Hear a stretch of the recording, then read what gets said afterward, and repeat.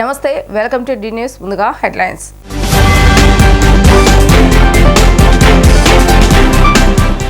Congress party ఆధ్వర్యంలో గుంటూరు జిల్లా మంగళగిరిలోని సీకే కన్వెన్షన్ సెంటర్లో ఏర్పాటు చేసిన వైఎస్ఆర్ 75వ జయంతి కార్యక్రమంలో పాల్గొన్న తెలంగాణ ముఖ్యమంత్రి రేవంత్ రెడ్డి. ఈడుపులపాయ నుంచి గన్నవరం అంతర్జాతీయ విమానాశ్రయానికి చేరుకున్న ఆంధ్రప్రదేశ్ మాజీ సీఎం వైఎస్ జగన్మోహన్ రెడ్డి, ఆయన సతీమణి పలువురు స్వాగతం పలికిన పార్టీ నాయకులు, మాజీ మంత్రులు, మాజీ ఎమ్మెల్యేలు.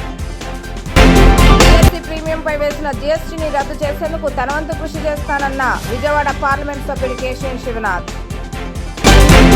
కాంగ్రెస్ పార్టీ ఆధ్వర్యంలో గుంటూరు జిల్లా మంగళగిరిలోని సీకే కన్వెన్షన్ సెంటర్లో ఏర్పాటు చేసిన వైఎస్ఆర్ 75వ జయంతి కార్యక్రమంలో ఏపీ రాజకీయాలపై తెలంగాణ ముఖ్యమంత్రి రేవంత్ రెడ్డి ఆసక్తికరమైన వ్యాఖ్యలు చేశారు. 2009 నుంచి రాజకీయ ప్రస్థానం మొదలుపెట్టిన వైఎస్ షర్మిల తండ్రిలాగే 2029లోనూ సీఎంగా అవుతారని వ్యాఖ్యానించారు.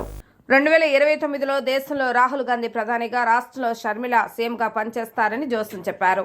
తండ్రి ఆశయాలను మోసే వాళ్ళనే వారసులుగా గుర్తించాలని, రాహుల్ గాంధీ ప్రధాని కావాలనే వైఎస్ ఆలోచన అని రేవంత్ వ్యాఖ్యానించారు. రాష్ట్ర ప్రజలు వైఎస్ ఆశయాలను సాధించేలా సహకరించాలంటూ ఏపీ కాంగ్రెస్ శ్రేణులను ఆయన కోరారు. వైఎస్ పేరు మీద వ్యాపారం చేసేవాళ్లు వారసుల ప్రజల ఆలోచన చేయండి అని అన్నారు. వైఎస్ ఆశయ సాధన కోసం షర్మిల నేడు బాధ్యత తీసుకున్నారు అని అన్నారు. గాంధీ కుటుంబం ఇచ్చిన ఆదేశాలు పాటించేవాడిగా తెలంగాణ సీఎంగా చెప్తున్నాను. ఏపీలో కాంగ్రెస్ పార్టీ బలోపేతం, కార్యకర్తల కోసం మేమంతా అండగా ఉంటాం, మేమంతా మీకు ఉంటామని భరోసా ఇచ్చేందుకే మా మంత్రివర్గం మొత్తం ఇక్కడకు వచ్చామని రేవంత్ రెడ్డి పేర్కొన్నారు. కడప పార్లమెంటు ఉప ఎన్నికలు రావచ్చని పేపర్లో చూస్తున్నానని, నిజంగా ఉప ఎన్నిక వస్తే ఊరూరుగా తిరిగే బాధ్యత తాను తీసుకుంటానని రేవంత్ రెడ్డి అన్నారు. కడప జిల్లా ప్రజల కోసం కాంగ్రెస్ జెండా పట్టుకుని వీధి వీధి తిరుగుతానని ఆయన చెప్పారు. ఏ కడప జిల్లాలో కాంగ్రెస్ పార్టీకి దెబ్బ తగిలిందో ఆ గడ్డ మీద కాంగ్రెస్ జెండా రెపరెపలాడిస్తామని అన్నారు. అక్కడనే వెతుక్కోమని పెద్దలు ఏదైతే చెప్పినరో, ఏ కడప జిల్లాలో కాంగ్రెస్ పార్టీకి దెబ్బ తగిలిందో అదే కడప జిల్లా నుంచి కాంగ్రెస్ పార్టీ జెండాను ఎగరేసి ఆ గడ్డ మీద నుంచే పోరాటం మొదలు పెడదాం. మీరందరూ కలిసి రండి, మేమండగా నిలబడతామని తెలియజేస్తూ గన్నవరం అంతర్జాతీయ విమానాశ్రయానికి ఈడ్పులపాయ నుంచి ఆంధ్రప్రదేశ్ మాజీ సీఎం వైఎస్ జగన్మోహన్ రెడ్డి, ఆయన సతీమణి భారతి చేరుకున్నారు. వారికి మాజీ మంత్రి వెల్లంపల్లి శ్రీనివాస్, మేయర్ ఆయన భాగ్యలక్ష్మి, వైసీపీ శ్రేణులు స్వాగతం పలికారు. అనంతరం ఆయన గన్నవరం అంతర్జాతీయ విమానాశ్రయం నుంచి రోడ్డు మార్గాన తాడేపల్లి నివాసానికి బయలుదేరి వెళ్లారు.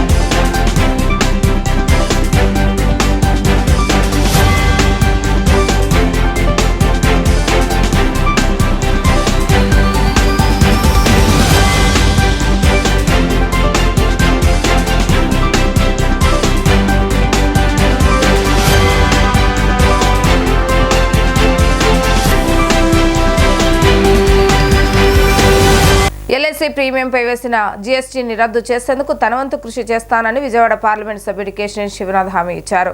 గురునానక్ కాలనీలోని ఎన్టీఆర్ భవన్లో ఇన్సూరెన్స్ కార్పొరేషన్ ఎంప్లాయీస్ యూనియన్ నాయకులు విజయవాడ ఎంపీని కలిసి వారి సమస్యలపై వినతి పత్రాన్ని అందజేశారు. ఈ సందర్భంగా ఎంపీ మాట్లాడుతూ, ఇన్సూరెన్స్ ఎంప్లాయీస్ యూనియన్ నాయకులు తమ దృష్టికి తీసుకొచ్చిన ప్రధాన సమస్యల పరిష్కారం కోసం ముందుగా పార్టీ అధ్యక్షుడు చంద్రబాబు నాయుడు దృష్టికి తీసుకువెళ్లి ఆయన ఆదేశాల మేరకు పార్లమెంట్లో ఈ విషయాన్ని ప్రస్తావించడం జరుగుతుందని అన్నారు.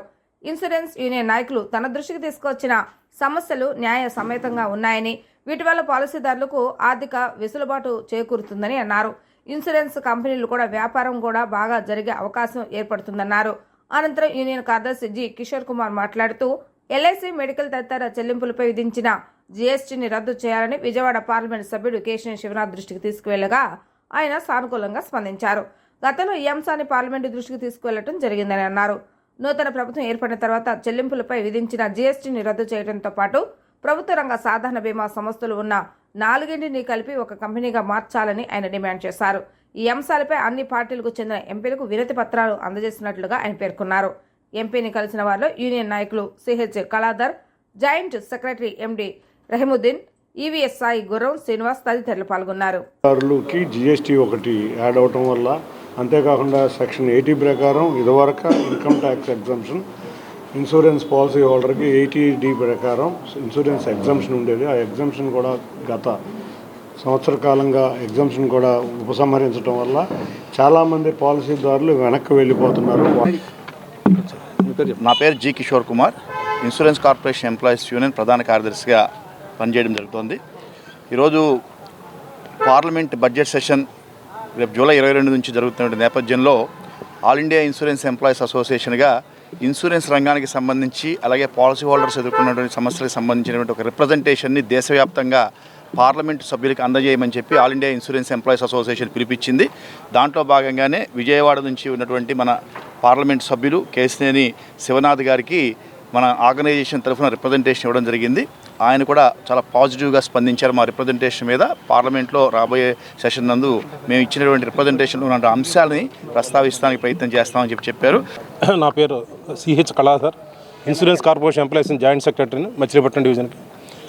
ఈరోజు మన విజయవాడ పార్లమెంట్ సభ్యులైనటువంటి కేశినేని చిన్ని గారిని కలవడానికి వచ్చాము. ఎందుకంటే మాకున్నటువంటి all India insurance employees association call ప్రకారం దేశవ్యాప్తంగా ఉన్నటువంటి ఎంపీలంతా కూడా కలిసి బడ్జెట్ సెషన్ ప్రారంభం అయ్యేలోపు వినతి పత్రాలు ఇవ్వాలని చెప్పేసి మా యూనియన్ కాల్ ఇచ్చింది. దాంట్లో భాగంగానే ఈరోజు కేశినేని చిన్ని గారిని కలవడానికి రావడం జరిగింది. ఈ కాల్ ప్రకారం ఏంటంటే మాకు ఉన్నటువంటి డిమాండ్స్ ఏవైతే ఉన్నా, ముఖ్యంగా ప్రజానికానికి బాగా ఇబ్బందిగా ఉన్నటువంటి పొదుపు మొత్తాలు, ఇవాళ ఎల్ఐసి అంటేనే ఈరోజు సేవింగ్స్ అవి, కానీ పొదుపు మొత్తాల మీద కూడా జీఎస్టీ వేయటం అన్యాయం అని చెప్పేసి మేము ఎన్నాళ్ళ నుంచో దీని మీద స్ట్రగుల్ చేస్తూ ఉన్నాము. దానికి సంబంధించి కూడా అనేక మంది ఇర్రెస్పెక్టివ్ ఆఫ్ పార్టీస్ మద్దతు ఇచ్చినటువంటి సందర్భం ఉంది. అలాగే గత లోక్సభలో కూడా జైన్ సిన్హా అని చెప్పేసి former state minister of finance, ఆయన కూడా దీని మీద సానుకూలంగా స్పందించడం జరిగింది. హోంశాఖ మంత్రివర్యులు వంగలపూడి అనిత అధ్యక్షతన రాష్ట్ర విపత్తుల నిర్వహణ మరియు అగ్నిమాపక శాఖపై పూర్తిస్థాయి సమీక్ష సమావేశం జరిగింది. ఈ సమావేశంలో principal secretary home department Harish Kumar Gupta, DG fire Shankar Batrabakshi, fire శాఖ అదనపు సంచాలకులు, ఫైర్ అధికారులు ఈ కార్యక్రమంలో పాల్గొన్నారు. ముఖ్యంగా అగ్నిమాపక శాఖ ఎదుర్కొంటున్న ప్రధాన సమస్యలైన అగ్నిమాపక వాహనాల గురించి చర్చించడం మరియు భవన నిర్మాణానికి తగిన వనరులు సమకూర్చుకొనుట గురించి ఈ కార్యక్రమంలో చర్చించారు. ఇందులో భాగంగా 15వ ఆర్థిక సంఘం అగ్నిమాపక సేవల ఆధునికీకరణ క్రింద వచ్చే నిధులను సక్రమంగా వినియోగించుకొనుటకు తగిన ప్రణాళిక రూపొందించుకొని పూర్తిగా ఖర్చు పెట్టే విధంగా తగిన చర్యలు తీసుకోవాలని ఫైర్ డిపార్ట్మెంట్ అధికారులను హోంశాఖ మంత్రి వంగలపూడి అనిత ఆదేశించారు. ప్రభుత్వం అత్యవసర పనులకు అవసరమైన నిధులు సమకూర్చి అగ్నిమాపక శాఖ తక్షణ అవసరాలకు ప్రాధాన్యత ఇచ్చే విధంగా చర్యలు తీసుకోవడం అయిందని అన్నారు. రాబో 5 సంవత్సరాల్లో అగ్నిమాపక శాఖ ఆధునీకరణ పరికరాలు మరియు వసతులతో ఒక దీర్ఘకాలిక ప్రణాళిక రూపొందించుకొని ఎటువంటి విపత్తులు, అగ్ని ప్రమాదాలు, తుఫాన్లు, వరదలు, రోడ్స్, రైల్ ప్రమాదాలను పూర్తి స్థాయిలో ఎదుర్కొనేందుకు సమాయత్తం అయ్యేలా ప్రభుత్వం పూర్తిగా సహకరిస్తుందని చెప్పారు. కృష్ణా డెల్టా పరిధిలో ఉన్న లక్షలాది ఎకరాలకు సాగునీరుతో పాటు లక్షలాది మందికి తాగునీరు అందించే సంకల్పంతో గోదావరిపై నిర్మించిన పట్టిసీమ ప్రాజెక్టు ద్వారా కృష్ణా డెల్టాను పూర్తిగా ఆదుకుంటామని రాష్ట్ర ఇరిగేషన్ శాఖ మంత్రి నిమ్మల రామానాయుడు తెలిపారు. వైసీపీ 5 ఏళ్ల పరిపాలనలో పట్టిసీమను పూర్తిగా విస్మరించడమే కాకుండా కృష్ణా డెల్టా రైతాంగాన్ని పూర్తిగా విస్మరించారని ఆవేదన వ్యక్తం చేశారు. ఏపీ జలవనరుల శాఖ మంత్రి నిమ్మల రామానాయుడు గోదావరి, కృష్ణా నదుల పవిత్ర సంగమం వద్ద పూజలు చేశారు. ఈ కార్యక్రమంలో ఎంపీ కేశినేని శివనాథ్ చిన్ని, గుడివాడ శాసనసభ్యులు వెనుగళ్ల రాము, మాజీ మంత్రి దేవినేని ఉమా తదితరులు పాల్గొన్నారు. ఈ సందర్భంగా రామానాయుడు మాట్లాడుతూ దీక్ష దక్షతకు సీఎం చంద్రబాబు ముందు చూపుకు పట్టిసీమ నిదర్శనమని అన్నారు. నదుల అనుసంధానం ద్వారా కరువు నిర్మూలించవచ్చని కేఎల్ రావు చెప్పారని, దానిని అమలు చేసి రైతులకు నీరు ఇచ్చిన నేత చంద్రబాబు అని కొనియాడారు. గోదావరి నుంచి 300 టీఎంసీల నీరు సముద్రంలోకి వదులుతున్నారని, వృధా అవుతున్న నీరును కృష్ణా డెల్టాకు మళ్లించారని చెప్పారు. శ్రీశైలం నీరు రాయలసీమకు ఇచ్చి కరువును పారద్రోలారని సీఎం చంద్రబాబు భావించారని, పోలవరం పూర్తికి ఆలస్యం అవుతుందనే పట్టిసీమ నిర్మాణం చేశారని మంత్రి నిమ్మల రామానాయుడు తెలిపారు. మొత్తం 24 పంపులను విడతల వారీగా రన్ చేసి 8,000 క్యూసెక్ల నీరు డెల్టాకు అందిస్తున్నామని చెప్పారు. గోదావరి నీరు వృధా కాకుండా కృష్ణా నదిలో కలపడం గొప్ప విషయమన్నారు. చంద్రబాబు ముందు చూపుతో 10 లక్షల ఎకరాలకు సాగునీరు, 30 లక్షల మందికి తాగునీరు ఇచ్చారని తెలిపారు. పట్టిసీమ కాదు ఒట్టిసీమ అన్న జగన్ రాజకీయాలకు అనర్హుడని, కనీసం అవగాహన లేకుండా ప్రాజెక్టులను పూర్తిగా నాశనం చేశారని ఆయన ఆరోపించారు. టీడీపీ హయాంలో 50,000 కోట్ల ఆదాయం రైతులకు పట్టిసీమ ద్వారా వచ్చిందని మంత్రి నిమ్మల రామానాయుడు తెలిపారు. ముందుగా నమస్కారాలు తెలియజేసుకుంటూ, దీక్ష దక్షతకు ముందు చూపుకి నిర్వచనం పట్టిసీమ ప్రాజెక్టు. ఏదైతే ఈవేళ మన తెలుగు బిడ్డ కేఎల్ రావు ఆనాడే చెప్పాడు, భారతదేశాన్ని కరువు కాటకాల నుంచి, దుర్భిక్ష పరిస్థితుల నుంచి కాపాడగలిగేటువంటి శక్తి ఒక్క నదుల అనుసంధానానికి మాత్రమే ఉంది. ఒక గార్లెండింగ్ ఆఫ్ రివర్ ద్వారానే అది సాధ్యమవుతుందని మన తెలుగు బిడ్డ కేఎల్ రావు ఏదైతే ఆ రోజు చెప్పాడో, ఆ కళలను ఆ భారతదేశంలో నిజం చేసినటువంటి నాయకుడు నారా చంద్రబాబు నాయుడు గారు. ఆ గోదావరి కృష్ణను అనుసంధానం చేసినటువంటి నాయకుడు నారా చంద్రబాబు నాయుడు గారు. ఏదైతే పోలవరం ప్రాజెక్టు ద్వారా బహుళార్థకమైనటువంటి ప్రయోజనాలు ఆంధ్రప్రదేశ్ రాష్ట్రమంతా ఇచ్చేంత వరకు గోదావరి జలాలు ఏదైతే ప్రతి సంవత్సరం కూడా 3,000 టీఎంసీలు వృధాగా సముద్రంలో ఏదైతే కలిసిపోతూ ఉందో, ఆ నీటిని మరి పట్టి ఏదైతే పోలవరం ప్రాజెక్టు పూర్తయ్యేంత లోపుగా మరి ఆ గోదావరి జలాలను ఇటు ఏదైతే మరి మన కృష్ణాకు మరి డెల్టాకు అందించడం ద్వారా, పట్టిసీమ ద్వారా, తద్వారా ఇక్కడ ఏదైతే కృష్ణా డెల్టాను మరి స్థిరీకరణ చేయడంతో పాటుగా ఏదైతే ఇక్కడ కృష్ణాకి ఇచ్చినటువంటి వాటర్ ద్వారా రేపు శ్రీశైలంలో ఆ బ్యాక్ వాటర్ నటు మరి ఏదైతే రాయలసీమకు పంపించడం ద్వారా, అదేవిధంగా ఏదైతే పురుషోత్తపట్నం ఎత్తిపోతల ద్వారా మరి ఏదైతే ఏలేరు రిజర్వాయర్ తీసుకుని అక్కడి నుంచి స్టీల్ ప్లాంట్ కి, అదేవిధంగా విశాఖకి త్రాగునీరుకి అందించేటువంటి విధంగా మంత్రిగా చేసిన దేవినేని ఉమా గారు ఇక్కడ ఎంతో కృషి చేశారు. ఆ సమయంలో ఇక్కడ హారతి కార్యక్రమాల ద్వారా ఎంతో మంది ప్రజలకి జీవనోపాధి ఉండేది. ఆ జీవనోపాధి కూడా లేకుండా పోయి ఎంతో మంది చిరు వ్యాపారులు కూడా రోడ్డు మీద పడి జీవనోపాధి కోల్పోయిన పరిస్థితుల్లో మేము మంత్రి గారిని ఒకటే కోరుతున్నాం, మళ్ళీ ఇక్కడ హారతి ప్రోగ్రాం పెట్టండి. ఇక్కడ కలకలలాంటిది టూరిజం తప్పకుండా అందరికీ జీవనోపాధి అయినటువంటి హారతి ప్రోగ్రాం కూడా మీరు దయవుంచి చంద్రబాబు నాయుడు గారి దగ్గర దృష్టికి తీసుకెళ్లి మొదలు పెట్టాలని మేము అందరం కూడా వెళ్ళి వాడటం జరుగుతుంది. తప్పకుండా అది కూడా ప్రారంభించి ఈ ప్రాంతం, ఈ ఇబ్రహీంపట్నం ప్రాంతం గత 2014 నుంచి 19 వరకు ఏ విధంగా కలకలలాడేదో మళ్ళీ గత ఇంకొక నెల రోజుల్లో అదే విధంగా కలకలలాడాలి. కాబట్టి ఇక్కడ చాలా భారీగా ప్రజలు మన మీద అందరూ కూడా ఆశలు పెట్టుకున్నారు. అటువంటి ఆర్థిక కార్యక్రమాన్ని కూడా మీరు వెంటనే ప్రారంభించాలని అనుకుంటూ మా అందరి తరఫున, మా కృష్ణా డెల్టా ప్రజలందరి తరఫున చంద్రబాబు నాయుడు గారికి, మంత్రి మండలికి, అంతేకాకుండా ముఖ్యంగా రామానాయుడు గారికి. విజయవాడ సెంట్రల్ నియోజకవర్గ బుడమేరు వంతెన వద్ద సోమవారం సాయంత్రం భారీగా ట్రాఫిక్ జామ్ ఏర్పడింది. విజయవాడలో వైఎస్ఆర్ జయంతి కార్యక్రమాల వేడుకల్లో పాల్గొనేందుకు అతిథులు విచ్చేస్తుండగా నగరంలో కిలోమీటర్ల మేర ట్రాఫిక్ ఆగిపోయింది. ట్రాఫిక్ పోలీసులు ట్రాఫిక్ను క్రమబద్ధించారు నిన్న. కాగా తెలంగాణ సీఎం రేవంత్ రెడ్డి విజయవాడ మీదుగా మంగళగిరి వెళ్లిన విషయం తెలిసిందే.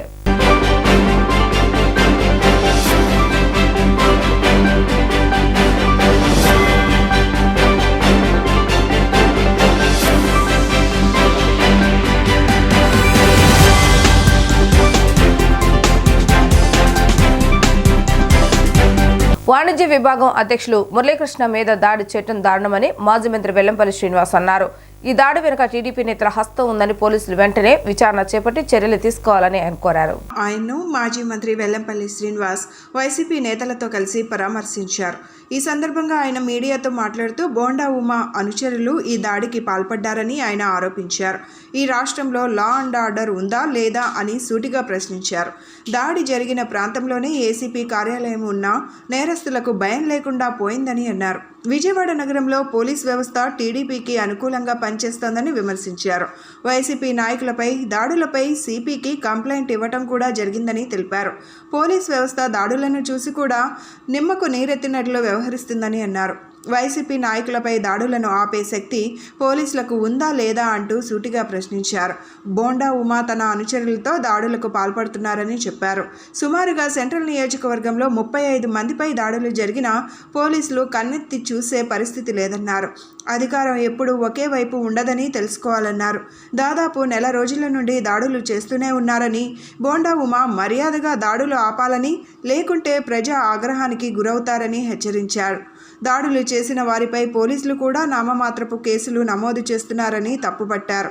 పోలీసులు చర్యలు తీసుకోకపోతే వైఎస్ఆర్సీపీ నాయకులు మొత్తం రోడ్డుపైకి వస్తారని, లా అండ్ ఆర్డర్ కంట్రోల్ చేయలేదని చెప్పారు.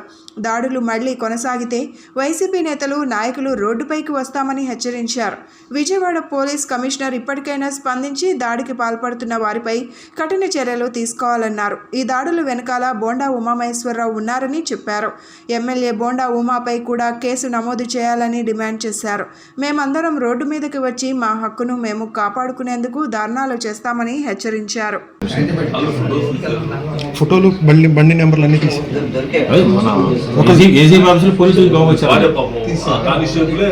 ఫోటోలు తీసి మనం పట్టుకొని సార్ ఎక్కడే ఉన్నాడు సార్ నేను అజిత్ సింగ్ ఫోన్ చేశాను సార్. డ్రైవర్ వచ్చాడు, మా వాచ్మెన్ వచ్చాడు, కాలిపోతుంది నాకు అర్థం కాలిపోతుంటే మనం కాలిపోతుంది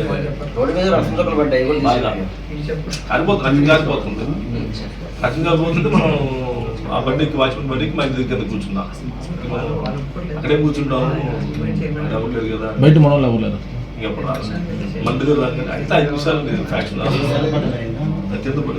చాలా దారుణంగా మా వైఎస్ఆర్సీపీ వాణిజ్య విభాగం రాష్ట్ర అధ్యక్షుడు పల్లపోతు మురళీకృష్ణ గారి మీద, అదేవిధంగా మా విజయవాడ అర్బన్ జిల్లా ఆర్యవేశ సంఘ నాయకుడు కూడా మా విజయవాడ అర్బన్ జిల్లాకి, ఆ వ్యక్తి మీద ఈరోజు దుర్మార్గంగా బోండోమ ప్రోద్బలంతో బోండోమ అనుచరులు దుర్మార్గంగా వచ్చి షటిల్ ఆడుకొని ఇంటికి వెళ్ళే గ్యాప్లో దాదాపు అంతా కూడా ఇల్లుండే ఏరియా, లోటస్ అనేది గేటెడ్ కాంపౌండ్లో ఇల్లుండే ఏరియా, ఆ ఏరియాలో ఉదయం 8:30 గంటలకే దాడి చేయడం అంటే ఈ రాష్ట్రంలో లా అండ్ ఆర్డర్ ఉందా లేదా? అసలుకి లా అండ్ ఆర్డర్ అనేది ఒకటి ఉందా లేదా? ఇక్కడ పక్కనే సౌత్ ఏసీపీ ఆఫీస్ కూడా, ఇతని మీద దాడి జరిగిన ప్రదేశం పక్కనే విజయవాడ సౌత్ ఏసీపీ ఆఫీసు, అంటే పోలీసు ఏసీపీ ఆఫీస్ పక్కనే దాడులు జరుగుతుంటే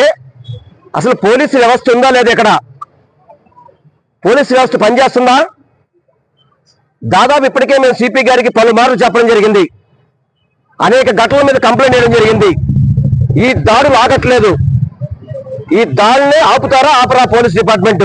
తమ హాస్పిటల్లో జరిగిన కిడ్నీ మార్పిడి చికిత్సకు సంబంధించి వచ్చిన ఆరోపణలు ఏమాత్రం నిజం కాదని, ప్రభుత్వ మార్గదర్శకాలను పూర్తిగా పాటిస్తూ సదరు కిడ్నీ మార్పిడి చికిత్సను నిర్వహించామని Sarath institute of nephrology and urology అధినేత డాక్టర్ జి శరత్ బాబు వెల్లడించారు. హాస్పిటల్లో ఇటీవల నిర్వహించిన కిడ్నీ మార్పిడి చికిత్స గురించి ఇటీవల కొన్ని వార్తా కథనాలు వెలువడిన నేపథ్యంలో వాస్తవాలు తెలియజేసేందుకు సోమవారం ఆయన మీడియా సమావేశాన్ని ఏర్పాటు చేశారు. సూర్యారావుపేటలోని శరత్ ఇన్స్టిట్యూట్లో జరిగిన ఈ సమావేశంలో డాక్టర్ జి శరత్ బాబు మాట్లాడారు.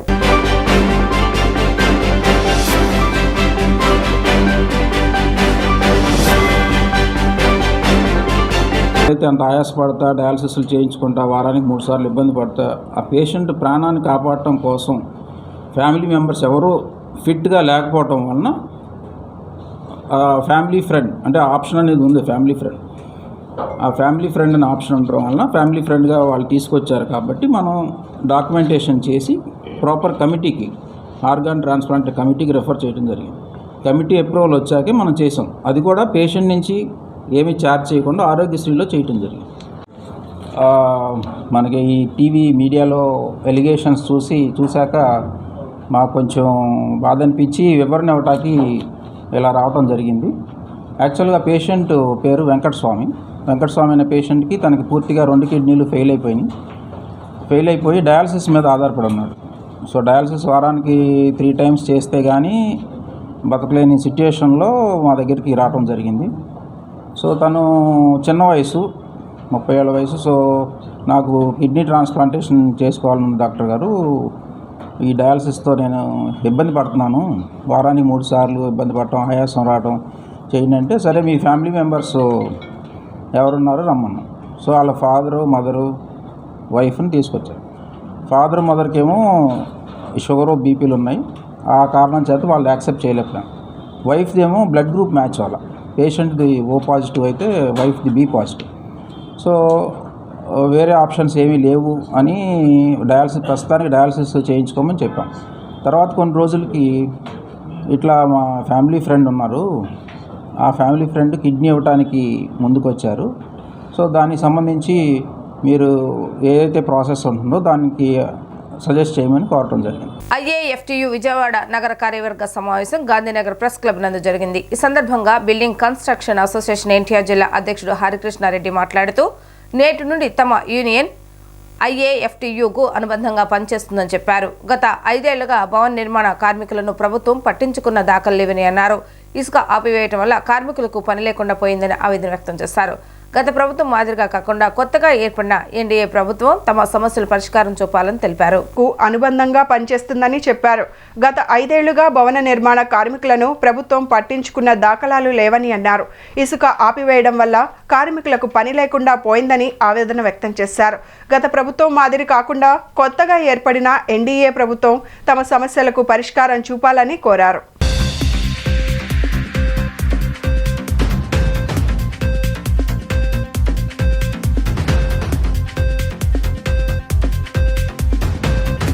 నా పేరు జి హరికృష్ణారెడ్డి అండి. ఎన్టీఆర్ జిల్లా బిల్డింగ్ కన్స్ట్రక్షన్ వర్కర్స్ యూనియన్ జిల్లా అధ్యక్షుడిని.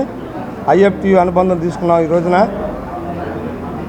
దాదాపుగా గడిచిన 5 సంవత్సరాలుగా కూడా భవన నిర్మాణ కార్మికులు అంటే రాష్ట్ర ప్రభుత్వాలకు పట్టణ పరిస్థితి. ఎందుకనంటే గత రాష్ట్ర ప్రభుత్వం అధికారంలోకి వచ్చిన తర్వాత ఇసుకను ఆపేసింది, దాంతోపాటు కార్మికులకు పని లేకుండా పోయింది. అట్లాగే భవన నిర్మాణ కార్మికుల సంక్షేమ బోర్డులో డబ్బుల్ని ఇప్పటి వరకు కూడా 3,300 కోట్ల రూపాయలని దారి మళ్లించేశారు.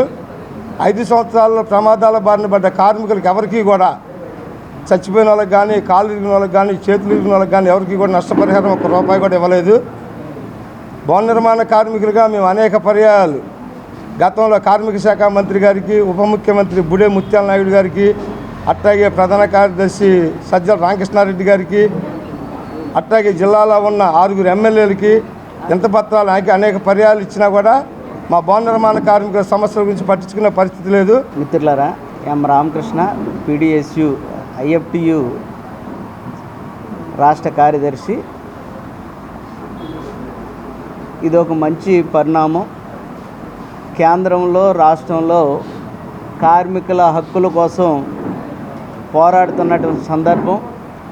44 కార్మిక చట్టాలని 4 లేబర్ కోడ్లుగా మారుస్తున్నటువంటి పరిస్థితుల్లో కార్మికులు భారత కార్మిక సంఘాల సమైక్య IFTUలో NTR building construction workers union భాగస్వామ్యం అవ్వడం, అనుబంధంగా చేరటం మంచి పరిణామంగా భావిస్తూ ఉన్నాం.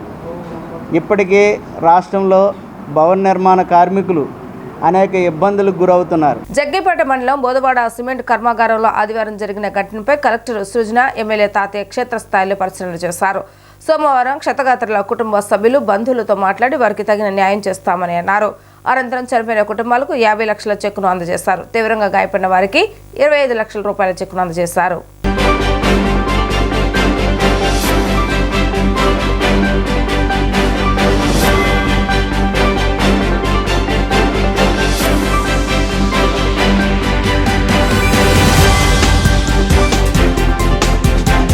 నందిగమ రెవెన్యూ అధికారులపై జిల్లా కలెక్టర్ సుజన ఆగ్రహాన్ని వ్యక్తం చేశారు. బోధవాడ ఘటనపై జగ్గేపేట తహసీల్దార్ స్పందించకపోవడంతో ఆగ్రహాన్ని వ్యక్తం చేశారు. నిన్న అల్ట్రాటెక్ సిమెంట్ కర్మాగారంలో బాయిలర్ పేలిన ఘటనలో సరిగ్గా స్పందించలేదు తహసీల్దార్. ఇసుక రవాణాపై ఉన్న శ్రద్ధ అల్ట్రాటెక్ సిమెంట్ ఘటనపై లేదంటూ ఆగ్రహాన్ని వ్యక్తం చేశారు. నందిగమ ఆర్డీఓ రవీంద్రరావుతో సహా జగ్గేపేట తహసీల్దార్ రెవెన్యూ అధికారులపై మండిపడ్డారు. ఎన్టీఆర్ జిల్లా కలెక్టర్ సృజన ఘటనపై లేదంటూ ఆగ్రహం వ్యక్తం చేశారు. నందిగామ ఆర్డీఓ రవీంద్రరావు సహా జగ్గయ్యపేట తహసీల్దార్ రెవెన్యూ అధికారులపై మండిపడ్డారు. ఎన్టీఆర్ జిల్లా కలెక్టర్ సృజన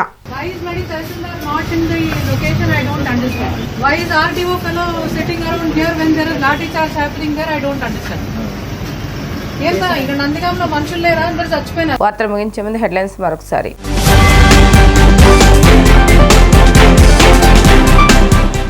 కాంగ్రెస్ పార్టీ ఆధ్వర్యంలో గుంటూరు జిల్లా మంగళగిరిలోని సీకే కన్వెన్షన్ సెంటర్లో ఏర్పాటు చేసిన వైఎస్ఆర్ 75వ జయంతి కార్యక్రమంలో పాల్గొన్న తెలంగాణ ముఖ్యమంత్రి రేవంత్ రెడ్డి. ఈడుపులపై నుంచి గన్నవరం అంతర్జాతీయ విమానాశ్రయానికి చేరుకున్న ఆంధ్రప్రదేశ్ మాజీ సీఎం వైఎస్ జగన్మోహన్ రెడ్డి, ఆయన సతీమణి పలువురు స్వాగతం పలికిన పార్టీ నాయకులు, మాజీ మంత్రులు, మాజీ ఎమ్మెల్యేలు. ప్రీమియంపై వేసిన జీఎస్టీని రద్దు చేసేందుకు తన వంతు కృషి చేస్తానన్న విజయవాడ పార్లమెంట్ సభ్యుడు కేశవన్ శివనాథ్. ఇవి రోజు వార్తా విశేషాలు. మళ్ళీ తిరిగి ప్రసారం వార్తలు మళ్ళీ కలుద్దాం. అంతవరకు సెలవు. నమస్కారం.